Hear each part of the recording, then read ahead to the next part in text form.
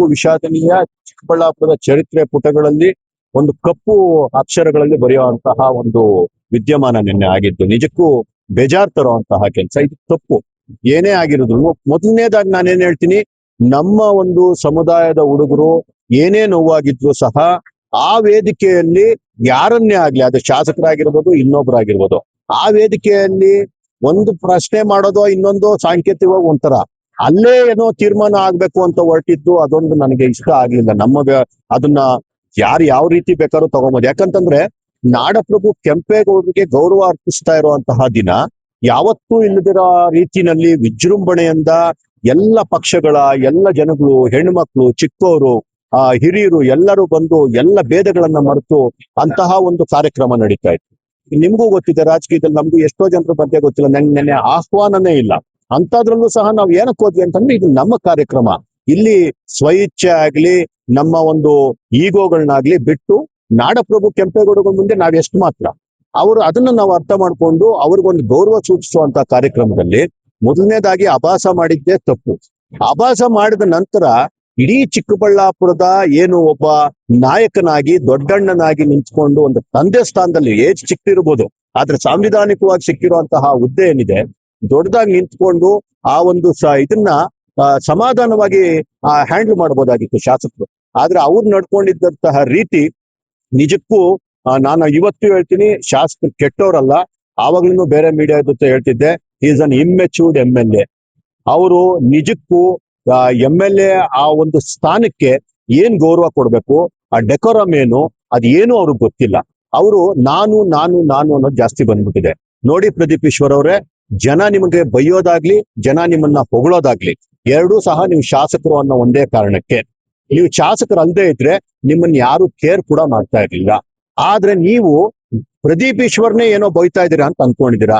ಶಾಸಕ ಸ್ಥಾನಕ್ಕೆ ಚ್ಯುತಿ ತರ್ತಾ ಇದ್ದೀರಾ. ಶಾಸಕ ಸ್ಥಾನಕ್ಕೆ ಗೌರವ ತರುವಂತ ಕೆಲಸ ಮಾಡಿ ಚಿಕ್ಕಬಳ್ಳಾಪುರದ ಜನ ನಿಮ್ಗೆ ಜಾತ್ಯತೀತವಾಗಿ ನಿಮ್ಮನ್ನ ಗೆಲ್ಸಿದ್ರು. ಇವಾಗ ಪ್ರತಿ ಬಾರಿ ತಾವೇನಂತಂದ್ರೆ ಇದು ಕ್ಯಾಸ್ಟ್ ಕಾರ್ಡ್ ಪ್ಲೇ ಮಾಡಕ್ ಹೋಗ್ತಿದ್ದೀರಾ, OBC ಅಂತ ಹೇಳ್ತೀರಾ. OBC ನೋಡಿ, ಪ್ರತಿಯೊಂದು OBC ಅಂದ್ರೆ ನೀವೇನು ಅಸ್ಪೃಶ್ಯರಲ್ಲ. ನೀವು ಇವತ್ತು ದಲಿತ ಮಕ್ಕಳಿಗೆ ನಾವು ಇದು ಕೊಟ್ವಿ, ಅವ್ರನ್ನ ಅಸ್ಪೃಶ್ಯ ರೀತಿ ನೋಡ್ತಾರೆ. ಇವತ್ತು ದೇವಸ್ಥಾನಗಳು ಒಳಗಡೆ ಬಿಡ್ತಿಲ್ಲ, ನಿಮ್ಮನ್ನೇನ್ ಆತರ ನಡ್ಸ್ಕೊಂತಾ ಇಲ್ಲ.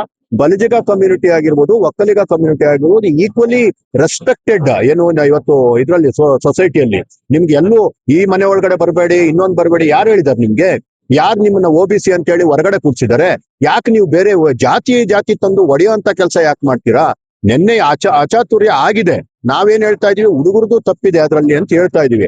ಆದ್ರೆ ನೀವು ನಡ್ಕೊಂಡಿದ್ ರೀತಿ ಸರಿನಾ? ಏನ್ ಮಾತಕ್ ಮುಂಚೆ ನೀವು ತೋಳ್ ತಟ್ಟೋದು? ಏನ್ ನೀವೇನು ಫೈಟಿಂಗ್ ಮಾಡಕ್ ಬಂದಿದ್ದೀರಾ? ನೀವೊಂದು ಪ್ರಜಾಪ್ರಭುತ್ವ ವ್ಯವಸ್ಥೆಯಲ್ಲಿ ಶಾಸಕರಾಗಿದ್ದೀರಾ ಅಷ್ಟೇ ರೀ. 1.5 ವರ್ಷ ಟೈಮು. ಜನ ಮತ್ತೆ ಇಷ್ಟ ಬಿದ್ರೆ ಮತ್ತೆ ನೀವು ಗೆಲ್ತೀರಾ, ಇಲ್ಲ ಅಂತಂದ್ರೆ ನಿಮ್ ಮನೆಯಲ್ಲಿ ಹೋಗಿ ಕೂತ್ಕೊಂತೀರಾ, ಅಲ್ಲಿ ಕ್ಲೋಸ್ ನಿಮ್ ಚಾಪ್ಟರ್. ಆದ್ರೆ ನೀವು ಮಾಡ್ತಾ ಇರೋದೇನು? ಮೀಸೆ ತಿರುವುದೇನು? ಯಾರ ಮೇಲೆ ಮೀಸೆ ತಿರುತ್ತಾ ಇದ್ದೀರಾ? ನಿಮ್ಮ ಜನ ರೀ ಅವರು. ನಿಮ್ಮ ಮಕ್ಕಳ ತರ ನೀವು ನೋಡ್ಕೊಬೇಕು. ತಪ್ಪು ಮಾಡಿದಾಗ ಅವ್ರನ್ನ ಬರಸೆಳೆದು ಇದು ತಪ್ಪು ಅಂತ ಹೇಳ್ಬೇಕು, ಅಥವಾ ಕಾನೂನಿನ ಚೌಕಟ್ಟಿನಲ್ಲಿ ಅವ್ರಿಗೆ ಏನಾದ್ರು ಶಿಕ್ಷೆ ಕೊಡ್ಸಿ. ಈ ರೀತಿ ಇನ್ನೊಂದು ಸಲ ಆಗ್ದಿರಂಗ ಅದನ್ನ ನೋಡಿ ದೊಡ್ಡ ರೀತಿ ನಡ್ಕೊಳ್ತಿ. ನೀವು ನಡ್ಕೊಂತಾ ಇರೋ ರೀತಿ ಏನು? ಹೋಗ್ಬಿಟ್ಟು ಆ ಕಾರ್ ಮೇಲೆ ನಿಂತ್ಕೊಂಡು ಏನಿದೆಲ್ಲ ಅನ್ಯಾಯ.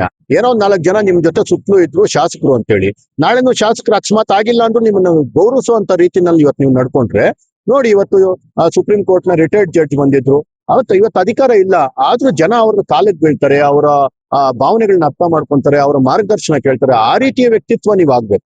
ಯಾವ್ದು ಅಧಿಕಾರ ಆಗ್ಲಿ ಇನ್ನೊಂದಾಗ್ಲಿ ಯಾವ್ದು ಶಾಶ್ವತ ಅಲ್ಲ. ನೀವು ನಡ್ಕೊಂಡಿದ್ ರೀತಿ ಇಡೀ ಚಿಕ್ಕಬಳ್ಳಾಪುರ ಚ್ಯುತಿ ತಂದಿದೆ. ಪ್ರತಿಯೊಂದು ಇಡೀ ಸ್ಟೇಟ್ ನ ಎಲ್ಲಾ ಪೇಪರ್ಗಳಲ್ಲಿ, ಎಲೆಕ್ಟ್ರಾನಿಕ್ ಮೀಡಿಯಾದಲ್ಲಿ ಅದೇನೇ ಬರ್ತಾ ಇದೆ. ನಿಮ್ಮಿಂದ ಪದೇ ಪದೇ ಚಿಕ್ಕಬಳ್ಳಾಪುರ ಅವಮಾನ ಆಗ್ತಿದೆ. ಇದು ದಯವಿಟ್ಟು ನೀವು ತಾವು ತಿದ್ಕೊಬೇಕು. ಈ ರೀತಿಯ ಕೆಲಸ ತಾವು ಮಾಡಬಾರ್ದು ಅಂತ ಈ ಮುಖಾಂತರ ಪ್ರದೀಪ್ ಈಶ್ವರ್ ಅವ್ರಿಗೆ ಎಚ್ಚರಿಕೆ ಕೊಡ್ತಾ ಇದ್ದೀನಿ. ಜೊತೆಗೆ ಒಂದಷ್ಟು ಮಕ್ಕಳನ್ನ, ಯುವಕರನ್ನ ಏನೋ ಒಂದು ದ್ವೇಷ ಭಾವನೆ ಇಟ್ಕೊಂಡು ನಿನ್ನೆ ಆಗಿರೋ ಒಂದು ಇದರಲ್ಲಿ ಒಂದಷ್ಟು ಅಮಾಯಕರನ್ನ ಸಹ FIR ಮಾಡುವಂತ ಕೆಲಸ ಆಗ್ತಿದೆ. ಇದ್ರ ವಿರುದ್ಧ ನಾವು ಕೆಲಸ ಮಾಡ್ತೀವಿ. ಯಾರು ತಪ್ಪು ಮಾಡಿದಾರೆ ಅವ್ರಿಗೆ FIR ಆಗ್ಲಿ, ಅವ್ರಿಗೆ ಏನು ಕಾನೂನಿನ ಅಡಿನಲ್ಲಿ ಏನಾಗಬೇಕು ಕ್ರಮ ತಗೊಳ್ಳಿ. ಬೇಡದೇ ಇರೋ ಹುಡುಗರನ್ನೆಲ್ಲ ತಾವು ಸೇರ್ಸಕ್ ಹೋಗೋದು, ತಮ್ಮ ಆಟಗಳನ್ನ ಆಡಕ್ ಹೋಗೋದು, ತಮ್ಮ ಅಧಿಕಾರವನ್ನ ದುರುಪಯೋಗ ಪಡಿಸ್ಕೊಂಡು ಎಷ್ಟಾದ್ರೂ ಇಟ್ಟಿರ್ಲಿ, ಆಮೇಲೆ ಚಿಕ್ಕಬಳ್ಳಾಪುರ ಬೆಂಕಿ ಆಗ್ಬಿಡ್ತದೆ. ಈಗ್ಲೇ ನೋಡಿ, ನನ್ಗೆ ಚಿಕ್ಕಬಳ್ಳಾಪುರ ಎಷ್ಟು ಸೌಹಾರ್ದ ಅಂತಂದ್ರೆ, ಇವ್ರ ಮಾತು ಮುಂಚೆ ಏನು ಕಾರ್ಡ್ ಪ್ಲೇ ಮಾಡ್ತಾರೆ, ಜಾತಿ ಕಾರ್ಡ್. ನಾನು OBC ಅಂತ. ಬೆಳಗ್ಗೆ ನನ್ಗೆ ಬಲಿಜಿಗ ಕಮ್ಯುನಿಟಿ ಒಬ್ಬ ಲೀಡರ್ ಫೋನ್ ಮಾಡಿದ್ರು.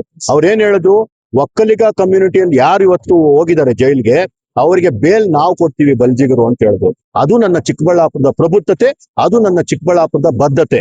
ಅಂತಹ ಚಿಕ್ಕಬಳ್ಳಾಪುರವನ್ನ ನೀವು ಒಡೆಯಕ್ ಸಾಧ್ಯ ಇಲ್ಲ. ಯಾಕಂದ್ರೆ ನೀವೆಲ್ಲ ನಿಮ್ಮ ಮಾತುಗಳು ಸುಳ್ಳು ಅನ್ನೋದನ್ನ ಎಲ್ಲ ಜನ ಕೂಡ ಅರ್ಥ ಮಾಡ್ಕೊಂತಿದ್ದಾರೆ. ಸಾಮಾನ್ಯ ಜನ ನಿಮ್ಮ ಕಾರ್ಡ್ ಇನ್ ನಡೆಯೋದಿಲ್ಲ. ನಿಮ್ ಕೈಯಲ್ಲಿ ಏನಾದ್ರು ಆಗುತ್ತಾ, ಅಭಿವೃದ್ಧಿ ಮಾಡಿ, ಜನಗಳನ್ನ ಹತ್ರ ತಗೊಳ್ಳಿ, ಅವ್ರ ಜೊತೆ ಸಂಪರ್ಕ ಜಾಸ್ತಿ ಮಾಡಿ, ಕೆಲಸ ಜಾಸ್ತಿ ಮಾಡಿ.